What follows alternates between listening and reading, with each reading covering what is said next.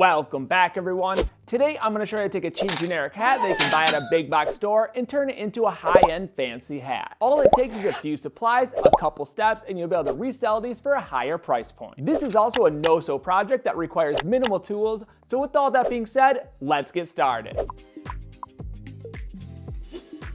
Getting started with supplies, you'll need one hat, and you can pretty much use any style of fedora, pork pie, trilbies, or brimmed hat for this project. Your hat can also be made out of any type of material. You can use suede, straw, felt, wool. It doesn't have to be suede like the one I'm using. And if you're looking for that next level fit and high-end look, I do recommend finding a hat that has a separate crown and brim. This means there's two pieces that are sewn together. But no worries, if your hat doesn't have two separate pieces, you can still do this upcycle project. Once you have your hat picked out, we're going to move right into the first upgrade, and that's going to be swapping out the hatband. I'm going to be using a very thin strip of decorative leather. I found this at Hobby Lobby, and luckily it was long enough to wrap around the entire base of the crown. And that's primarily what we're looking for. We want it to wrap all the way around the base of the crown. And you don't have to use exactly what I'm using here. You can actually swap it out for different styles of leather. This is another example. It's a tooling leather, so it's on the thinner side, making it flexible and very easy to work with, so you can wrap it around that base and it sits nicely. And if you're working with a strip of leather like this, it's nice to have it a little bit bigger because you can always dial it down to fit the look you're going for. Whereas my decorative strip, it's only one size, and that's the only size you can use. You also don't need to use leather. You can swap it out for webbing, ribbing, or anything that's a band shape. Once you decided on the band, we're going to take out the band that's currently on the hat. Wrap your new band around the base of the crown, line it up on the side of the hat, and overlap it about 1/2 inch. Then go ahead and mark that point on your new hat band. Since I'm using leather, I'm using a strap end punch to get nice rounded ends on my leather strip. It's super easy to use. All you have to do is line it up on your marked area and hammer it down. Now you can line the band up on the base of the crown and see if you need to make any more adjustments. To really lock down that band, I'll be using a fabric adhesive, and you could use any type of fabric adhesive. This will prevent that band from shifting around. Apply a small amount of adhesive to the wrong side of the band. You don't need a ton or else it's going to ooze out past the sides and be very noticeable. Place the band back on the base of the crown, being very careful not to get glue on the brim or anywhere else on the crown. You also want to line up the overlapped area on the side of the hat or the back of the hat. Depending on the type of fabric glue you use, you're going to want to set for up to 24 hours. We'll be adding one more layer of security to this brim. It is optional, but it's also going to be an extra detail. I'll be putting one double-sided rivet through the overlapped area. The first thing you want to do is punch out your opening through the band and also the base of the crown. Place the rivet through the opening, flip it around to the inside of the hat, and add the backing of the rivet on the inside. Remember, we're only going through the leather band, the crown, and not the sweatband on the inside. If you do accidentally go through the sweatband on the inside, it's totally fine. You can just leave it as is. The hole shouldn't make any difference. There's also a lip to the crown, and you want to place the rivet behind that lip. To secure down the double-sided rivet, I'll be using a hammer die. It came with the rivets, but you can also switch it up and use pliers or a press. The hammer die is super easy to use. All you have to do is put the base on the inside and hammer it down from the right side. I will say the hammer die is a little bit more convenient because it's hard to get that hat inside the press. My press is on the smaller side, and that brim kept hitting and couldn't get into the opening. Now we're going to move right into the second upgrade, and that's going to be adding vents on the side of the hat. And I think this upgrade is overlooked because it brings out a really nice detail in the finished hat. I'll be using 6mm eyelets.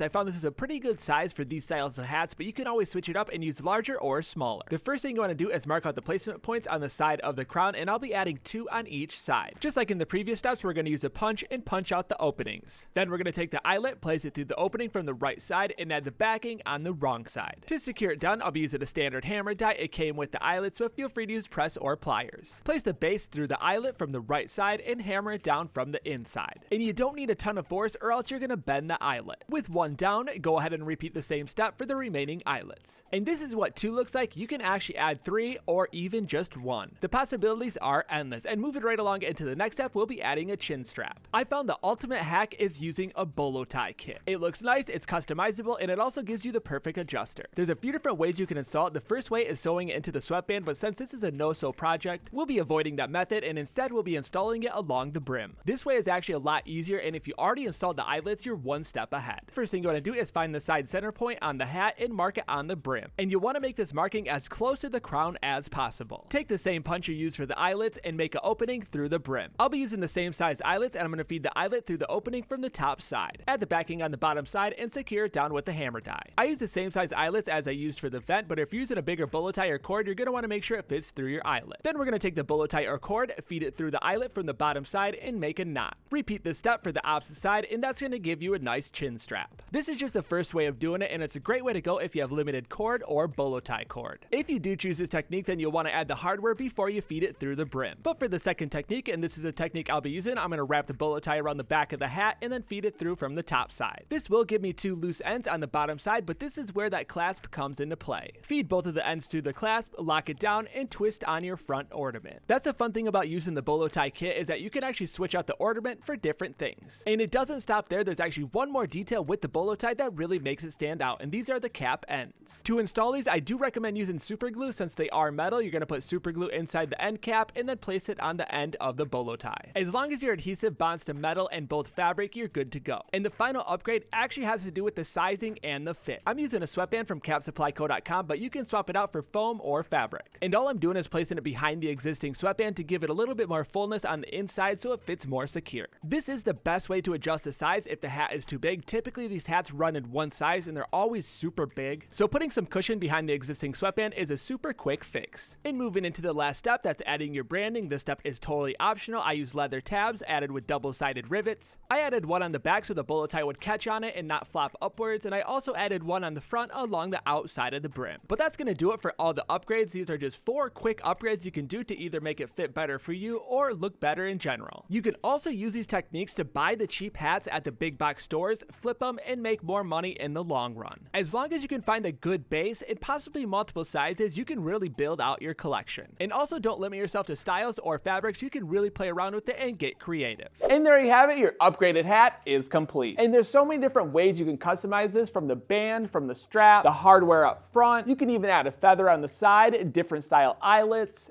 different branding. The possibilities are endless, and there's so many different things you can find at the hobby store that you can integrate into this hat. And you don't have to go with the leather band. You can actually swap that out for webbing or ribbing. Pretty much anything that wraps around the crown is gonna work. So as long as you find a good fitting base, you can really mod these out in any way you would like. And like I said in the video, I do recommend finding one that has a crown and a brim separate. Sometimes they form these into one mold, and those ones just don't have enough flow and flex. But if you can find one that has the crown sewn to the brim, that's already an indication that it's a higher made hat. And if you can get that for cheap, you're good to go. But like always, I'd love to see what you come up with, so tag me on Instagram at Proper Fit Clothing. And until then, I'm gonna keep the videos coming at you, so I'll see you next time.